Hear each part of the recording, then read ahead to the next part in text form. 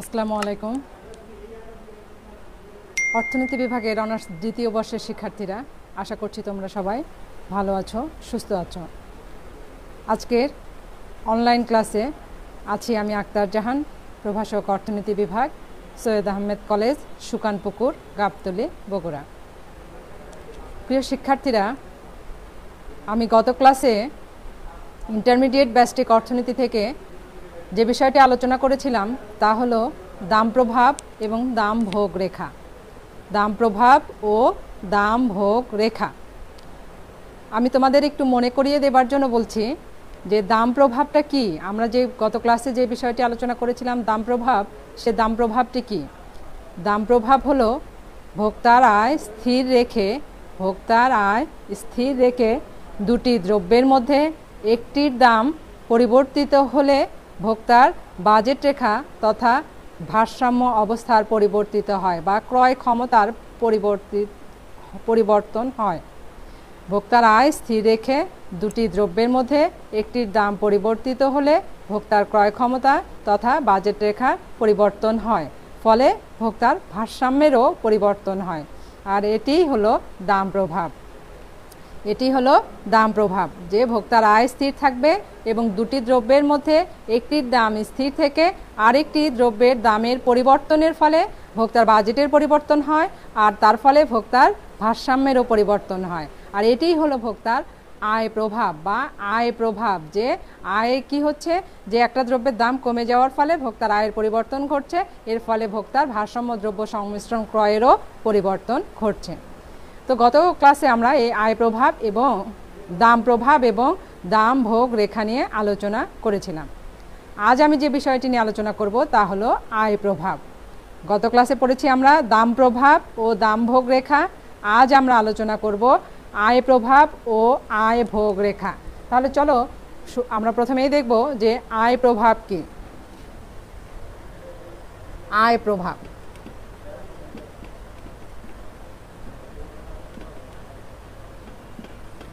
তাহলে আমরা দেখব যে আয় প্রভাব কি।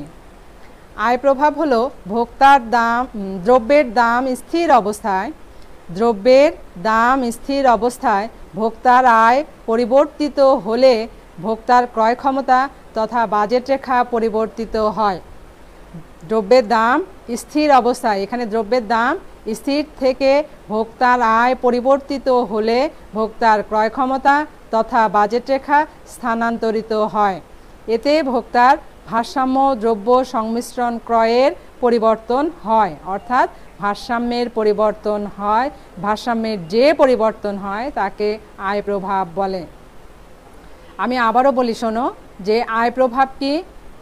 আয় প্রভাব, যে দ্রব্যের দাম স্থির অবস্থায় ভোক্তার আয় পরিবর্তিত হলে, দ্রব্যের দাম স্থির অবস্থায় ভোক্তার আয় পরিবর্তিত হলে ভোক্তার ক্রয় ক্ষমতা তথা বাজেট রেখা পরিবর্তিত হয় বা স্থানান্তরিত হয়। পরিবর্তন হলেই তো স্থানান্তরিত হবে। তাহলে কি হয়, দ্রব্যের দাম স্থির অবস্থায় যদি ভোক্তার আয়ের পরিবর্তন ঘটে তাহলে বাজেট রেখা স্থানান্তরিত হয় বা পরিবর্তিত হয়।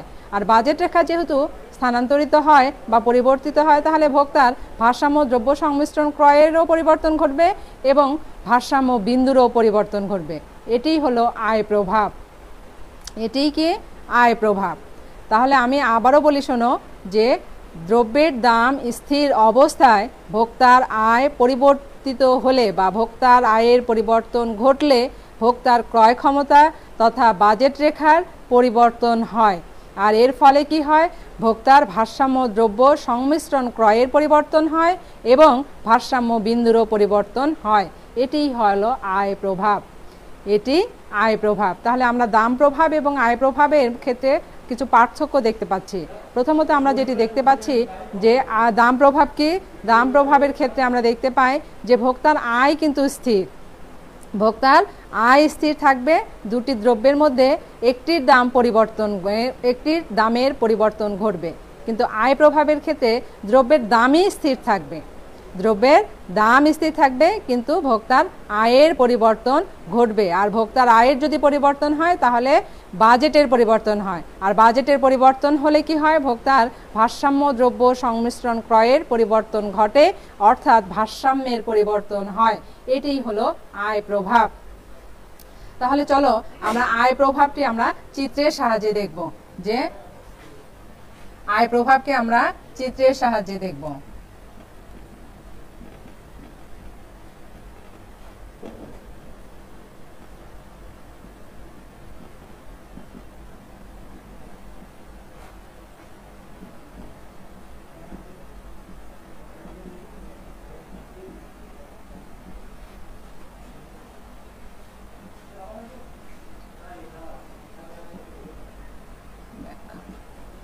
আয় প্রভাবকে আমরা দেখো চিত্রে দেখাচ্ছি, যে আয় প্রভাব ধারণাটি আমরা চিত্রের সাহায্যে ব্যাখ্যা করছি।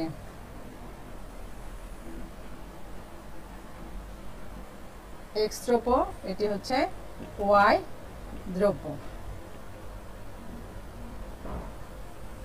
এটি একটি বাজেট রেখা, যে বাজেট রেখাটির নাম হলো এবি বাজেট রেখা। এবি বাজেট রেখায় দেখো, আর এটি একটি নিরপেক্ষ রেখা, আইসি 1 নিরপেক্ষ রেখা বা আইসি 0 নিরপেক্ষ রেখা।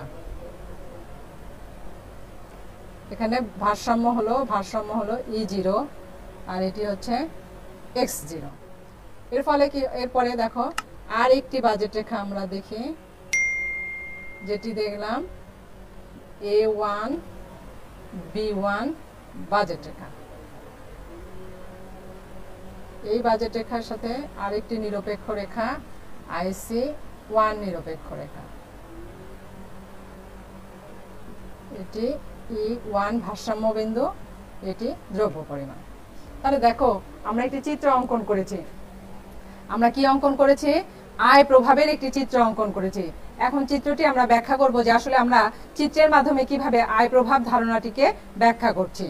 আমরা চিত্রে দেখছি, চিত্রে ওএক্স একটা অক্ষ, ওয়াই একটি অক্ষ, তাই না? ওএক্স অক্ষে এক্স দ্রব্য এবং ওয়াই অক্ষে ওয়াই দ্রব্য দেখানো হয়েছে।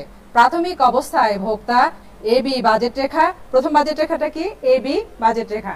তাহলে প্রাথমিক অবস্থায় ভোক্তা এবি বাজেট রেখা ও আইসি 0 নিরপেক্ষ রেখার সাহায্যে E0 বিন্দুতে ভারসাম্য লাভ করে। অর্থাৎ প্রথম অবস্থায় ভোক্তা এবি বাজেট রেখা ও আইসি 0 নিরপেক্ষ রেখার সাহায্যে E0 বিন্দুতে ভারসাম্য লাভ করে এবং OX0 পরিমাণ X দ্রব্য ক্রয় করে।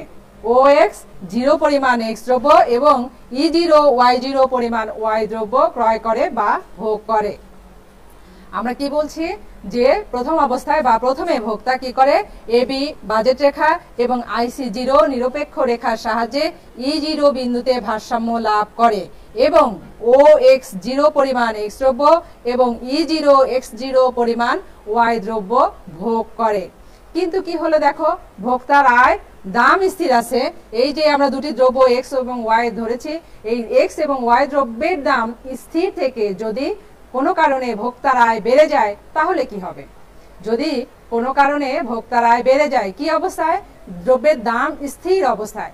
দ্রব্যের দাম স্থির অবস্থায় যদি ভোক্তার আয় বেড়ে যায় তাহলে কি হবে? তাহলে কিন্তু এই বাজেট রেখাটির পরিবর্তন ঘটবে বা স্থানান্তরিত হবে। ঠিক সেটিই হয়েছে। প্রথম অবস্থায় বাজেট রেখা ছিল এবি, পরবর্তীতে কি হয়েছে, যে দ্রব্যের দাম স্থির অবস্থায় ভোক্তার আয় বেড়ে গেছে, আর এই আয় বেড়ে যাওয়ার ফলে নতুন বাজেট রেখা হয়েছে A1 B1। আয় বেড়ে যাওয়ার ফলে নতুন বাজেট রেখা হয়েছে A1 B1, আর এই নতুন বাজেট রেখা A1 B1 আইসি 1 নিরপেক্ষ রেখার সাথে E বিন্দুতে ভারসাম্য লাভ করেছে। নতুন বাজেট রেখা A1 B1 আইসি 1 নিরপেক্ষ রেখার সাথে E বিন্দুতে ভারসাম্য অর্জন করেছে এবং এই ভারসাম্য অবস্থায় OX1 পরিমাণ X দ্রব্য এবং E1 X1 পরিমাণ Y দ্রব্য ভোগ করেছে। Y দ্রব্য কি করেছে দেখো, আমরা বলছি যে প্রথম অবস্থায় ভোক্তার বাজেট ছিল এবি, এই এবি বাজেট রেখায় ভোক্তা আইসি 1 নিরপেক্ষ রেখার সাথে E0 বিন্দুতে ভারসাম্য লাভ করেছে এবং ভারসাম্য অবস্থায় OX0 পরিমাণ X দ্রব্য ক্রয় করেছে এবং E0 X0 পরিমাণ Y দ্রব্য ক্রয় করেছে। এরপরে আমরা দেখছি যে দ্রব্যের দাম স্থির অবস্থায় ভোক্তার আয় বেড়ে গেছে, আর এই দ্রব্যের দাম স্থির অবস্থায় ভোক্তার আয় বেড়ে যাওয়ার ফলে বাজেট রেখা স্থানান্তরিত হয়ে নতুন একটি বাজেট রেখা হয়েছে A1B1। আর এই নতুন বাজেট রেখা A1B1 IC1 নিরপেক্ষ রেখার সাথে E1 বিন্দুতে ভারসাম্য লাভ করেছে, আর OX1 পরিমাণ X দ্রব্য এবং E1X1 পরিমাণ Y দ্রব্য ভোগ করেছে। এটি হলো কি এই যে প্রাথমিক ভারসাম্য বিন্দু E0 এবং পরবর্তীতে ভারসাম্য বিন্দু হলো E1। এই যে E0 থেকে E1 ভারসাম্যের যে পরিবর্তন ঘটলো, কিসের জন্য পরিবর্তন ঘটছে? এই পরিবর্তনটি ঘটেছে ভোক্তার আয়ের পরিবর্তনের কারণে। দাম স্থির ছিল দ্রব্যের, কিন্তু আয়ের পরিবর্তনের ফলে ভারসাম্য দ্রব্য সংমিশ্রণ ক্রয়ে পরিবর্তন ঘটেছে এবং ভারসাম্য বিন্দুরও পরিবর্তন ঘটেছে। এই যে ভারসাম্যের পরিবর্তন, ভোক্তার আয় স্থির থেকে দ্রব্যের দাম স্থির থেকে ভোক্তার আয়ের পরিবর্তনের ফলে ভারসাম্যের যে পরিবর্তন ঘটলো, অর্থাৎ ভারসাম্য যে E0 থেকে E1 বিন্দুতে পরিবর্তন ঘটলো, এটিই হলো কিন্তু আয় প্রভাব। অর্থাৎ আয়ের কারণেই কিন্তু, আয়ের পরিবর্তনের কারণে, শুধু আয়ের কারণে নয়, আয়ের পরিবর্তনের কারণেই কি হয়েছে? ভোক্তার ভারসাম্যের পরিবর্তন ঘটেছে। এটি হলো আয় প্রভাব। এটি তো গেল আয় বৃদ্ধির কারণে। কোনো কারণে তো আয় হ্রাসও পেতে পারে, অর্থাৎ কমেও যেতে পারে। আয় কমে যেতে পারে না? পারে। আমার যে আয় ছিল তা থেকে যেমন বৃদ্ধি পেতে পারে এবং তেমনি ভাবে আয় কিন্তু কমেও যেতে পারে। তো আমরা এখানে আয় বেড়ে গেলে যে অবস্থাটি দেখিয়েছি, কিন্তু আয় কমে গেলে কি হবে? আয় কমে গেলে দেখো এর বিপরীত অবস্থাটি হবে। প্রাথমিক তাহলে প্রথম ভারসাম্যটি হবে A1B1 বাজেট রেখার সাথে IC1 নিরপেক্ষ রেখা E1 বিন্দুতে ভারসাম্য লাভ করবে। তখন দ্রব্য সংমিশ্রণ ক্রয় করবে X দ্রব্য OX1 পরিমাণ এবং Y দ্রব্য E1X1 পরিমাণ। আবার ওই অবস্থায় কি হলো? এটি হলো প্রথম অবস্থায়। তার পরবর্তীতে কি হলো? আয় আমার কমে গেল, দ্রব্যের দাম যা ছিল তাই আছে, অর্থাৎ দাম স্থির আছে। এই অবস্থায় আয় কমে গেলে কি হবে?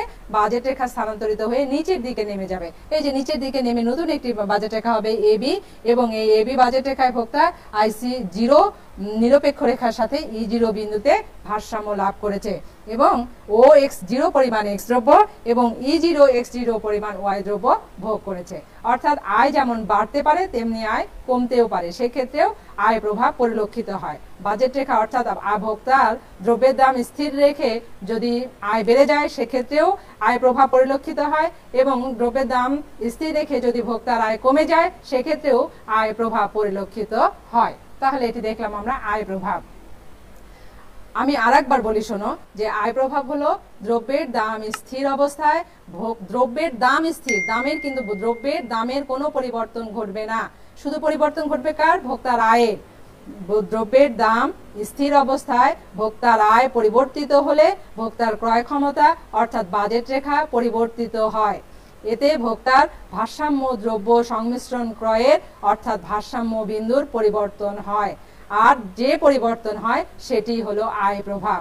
সেটি হলো আয় প্রভাব। আমরা সেই আয় প্রভাবটি চিত্রে দেখিয়েছি, চিত্রের সাহায্যে দেখিয়েছি। চিত্রে OX অক্ষে X দ্রব্য এবং Y অক্ষে Y দ্রব্য দেখানো হয়েছে।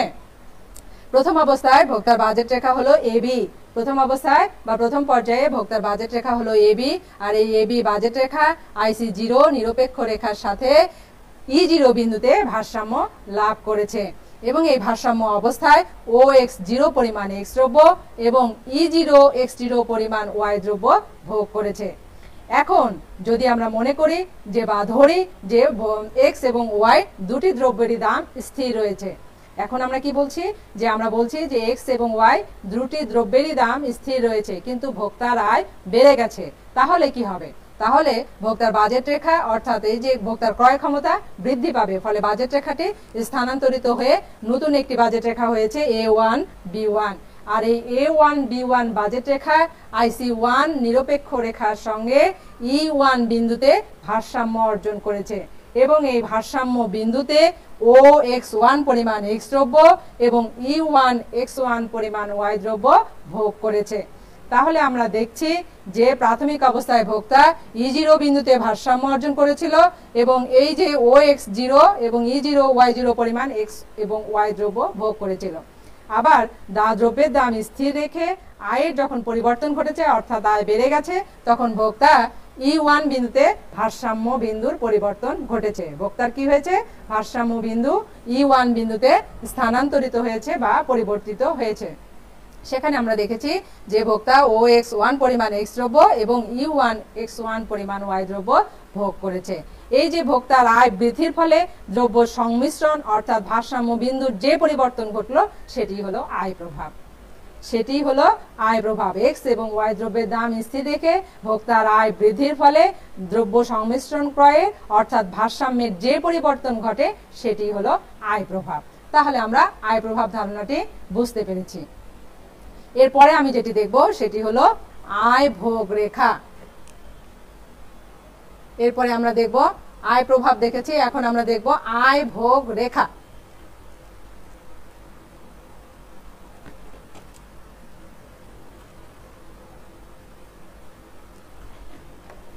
এখন আমরা কি দেখব? আমরা দেখব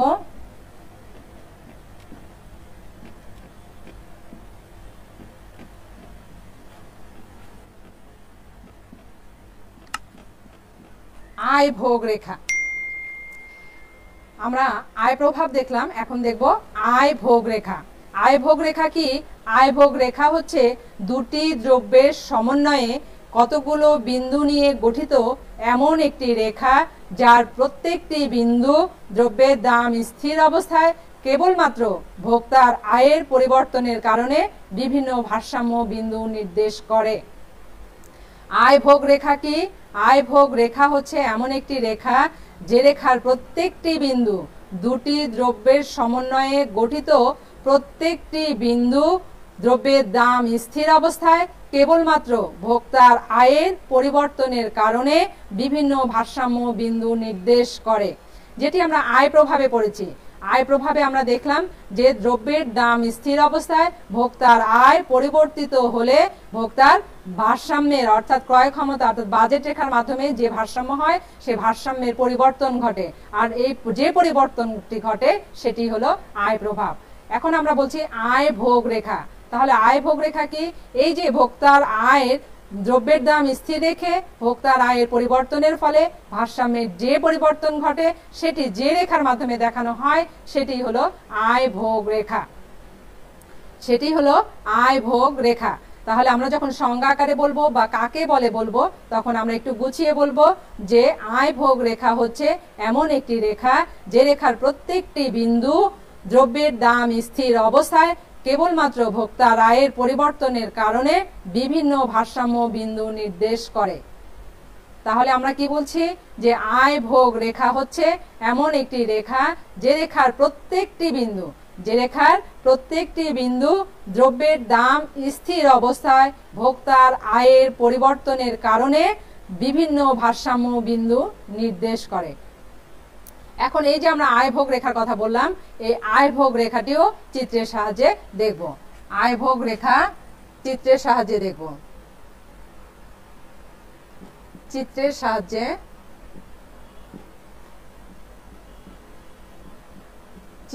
সাহায্যে আয় ভোগ রেখা, আয় ভোগ রেখা ব্যাখ্যা। চিত্রের সাহায্যে আয় ভোগ রেখার ব্যাখ্যা অর্থাৎ চিত্রে কিভাবে আয় ভোগ রেখা পাওয়া যায় সেটি আমরা দেখব।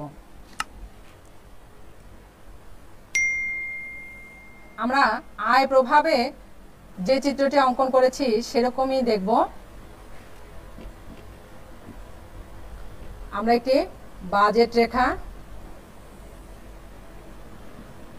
রেখা নিলাম এবি, আর এবি বাজেট রেখাটি কি করেছে? এবি বাজেট রেখাটি IC1 নিরপেক্ষ রেখার সঙ্গে E1 বিন্দুতে ভারসাম্য অর্জন করেছে। এরপর আমরা আরেকটি বাজেট রেখা নিলাম A1 B1, আর এই A1 B1 রেখাটি কি করেছে দেখো? IC2 নিরপেক্ষ রেখার সাথে E2 বিন্দুতে ভারসাম্য অর্জন করেছে। এখন এই E1 বিন্দু আর E2 বিন্দু এই বিন্দুটির নাম দিয়েছি আমরা E1, এটি E1 বিন্দু আর E2 বিন্দু আমরা যোগ করে দিই। এটি হলো ICC রেখা।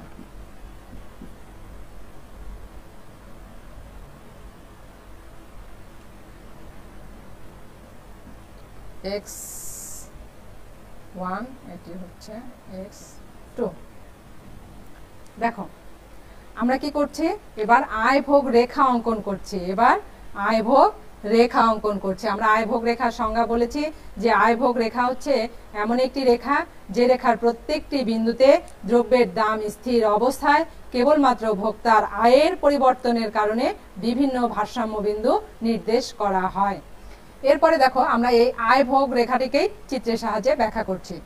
চিত্রে আমরা দেখো কি দেখছি, চিত্রে আমরা যেটি আয় প্রভাবের চিত্রের যে ব্যাখ্যাটি দেখেছি সেটি কিন্তু দেখো যে আয় প্রভাবের চিত্রে যে ব্যাখ্যাটি আমরা দেখেছিলাম সেটি যে প্রথম অবস্থায় ভোক্তা AB বাজেট রেখা ও IC1 নিরপেক্ষ রেখার সাহায্যে E1 বিন্দুতে ভারসাম্য লাভ করেছে এবং OX1 পরিমাণ X দ্রব্য এবং E1 X1 পরিমাণ Y দ্রব্য ভোগ করেছে। এরপরে কি হয়েছে, এরপরে X এবং Y দুটি দ্রব্যেরই দাম স্থির রয়েছে, অর্থাৎ দামের কোনো পরিবর্তন হয়নি। কিন্তু দামের কোনো পরিবর্তন না হয়ে অর্থাৎ দ্রব্যের দাম স্থির রেখে যদি ভোক্তার আয়ের পরিবর্তন ঘটে তাহলে কি হয়েছে, তাহলে ভোক্তার আয়ের পরিবর্তনের ফলে নতুন একটি বাজেট রেখা পাওয়া গেছে, সেটি হচ্ছে A1 B1। আর এই নতুন বাজেট রেখা A1 B1 IC2 নিরপেক্ষ রেখার সাথে E2 বিন্দুতে ভারসাম্য অর্জন করেছে এবং OX2 পরিমাণ X দ্রব্য এবং E2 X2 পরিমাণ Y দ্রব্য কি করেছে, ভোগ করেছে। ফলে আমরা দেখলাম যে প্রথম অবস্থায় ভোক্তা E1 বিন্দুতে ভারসাম্য অর্জন করেছিল এবং পরবর্তীতে ভোক্তা E2 বিন্দুতে ভারসাম্য অর্জন করেছে। কিসের জন্য, যে দ্রব্যের দাম স্থির অবস্থায় তার আয়ের পরিবর্তন ঘটেছে, ফলে তার ভারসাম্য বিন্দুরও পরিবর্তন ঘটেছে। আমরা প্রথমে পেয়েছি E1 বিন্দু ভারসাম্য বিন্দু এবং পরবর্তীতে পেয়েছি E2 ভারসাম্য বিন্দু। এখন এই প্রাথমিক ভারসাম্য বিন্দু E1 এবং পরবর্তীতে যেটা পরিবর্তিত ভারসাম্য বিন্দু পেলাম E2, এই E1 ভারসাম্য বিন্দু এবং E2 ভারসাম্য বিন্দু যোগ করে যে রেখাটি পেলাম সেটি হচ্ছে ICC রেখা বা আয়ভোগ রেখা। আয়ভোগ রেখা। তাহলে আমরা বুঝতে পেরেছি যে আয়ভোগ রেখা কিভাবে চিত্রের সাহায্যে অঙ্কন করা যায়। আমি আরেকবার বলি চিত্রের বর্ণনাটা শোনো, যে চিত্রে OX অক্ষে X দ্রব্য এবং Y অক্ষে Y দ্রব্য দেখানো হয়েছে এবং প্রাথমিক অবস্থায় ভোক্তা AB বাজেট রেখা ও IC1 নিরপেক্ষ রেখার সাহায্যে E1 বিন্দুতে ভারসাম্য অর্জন করেছে এবং এই ভারসাম্য অবস্থায় ভোক্তা OX1 পরিমাণ X দ্রব্য এবং E1 X1 পরিমাণ Y দ্রব্য ভোগ করেছে। এরপরে দ্রব্যের দাম স্থির অবস্থায় ভোক্তার আয় বেড়ে গেছে। দ্রব্যের দাম স্থির অবস্থায় ভোক্তার আয় বেড়ে গেছে, ফলে কি হয়েছে, ভোক্তার ক্রয় ক্ষমতা অর্থাৎ বাজেটের পরিবর্তন হয়েছে। আর বাজেটের পরিবর্তনের ফলে নতুন বাজেট রেখা হয়েছে A1 B1। আর এই নতুন বাজেট রেখা A1 B1 IC2 নিরপেক্ষ রেখার সাথে E2 বিন্দুতে ভারসাম্য অর্জন করেছে। ফলে কি হয়েছে, নতুন আরেকটি ভারসাম্য বিন্দু পাওয়া গেছে E2। তাহলে প্রাথমিক অবস্থায় আমরা ভারসাম্য বিন্দু পেয়েছিলাম E1 এবং পরবর্তীতে নতুন ভারসাম্য বিন্দু পেলাম E2। এই E1 ভারসাম্য বিন্দু এবং পরবর্তীতে E2 ভারসাম্য বিন্দু যোগ করে যে রেখাটি পেলাম সেটি হচ্ছে আয়ভোগ রেখা বা ICC রেখা। ICC রেখাই কিন্তু আয়ভোগ রেখা, অর্থাৎ ইনকাম কনজাম্পশন কার্ভ। আয়ভোগ রেখা। তাহলে আয়ভোগ রেখা কিভাবে অঙ্কন করতে হয় সেটি কিন্তু আমরা দেখলাম। তাহলে আজ আমরা কি দেখলাম, আজ দেখলাম আমরা আয় প্রভাব কি, আয় প্রভাবকে কিভাবে চিত্রের সাহায্যে দেখানো যায় এবং আয়ভোগ রেখা কি, আয়ভোগ রেখাকে কিভাবে চিত্রের সাহায্যে দেখানো যায়। গত ক্লাসে আমি দাম প্রভাব এবং দাম ভোগ রেখা দেখিয়েছিলাম, আজ আমি আয় প্রভাব ও আয়ভোগ রেখা দেখালাম। এই যে আয় প্রভাব এবং দাম প্রভাবের মধ্যেও কিছু পার্থক্য রয়েছে, আবার আয়ভোগ রেখা ও দাম ভোগ রেখার মধ্যেও কিছু পার্থক্য রয়েছে। এইগুলো নিয়ে আবার পরবর্তী ক্লাসে আবারও তোমাদের সঙ্গে দেখা হবে এবং কথা হবে ইনশাআল্লাহ। সে পর্যন্ত তোমরা সকলে ভালো থাকবে, সুস্থ থাকবে। আজ এ পর্যন্তই, ধন্যবাদ।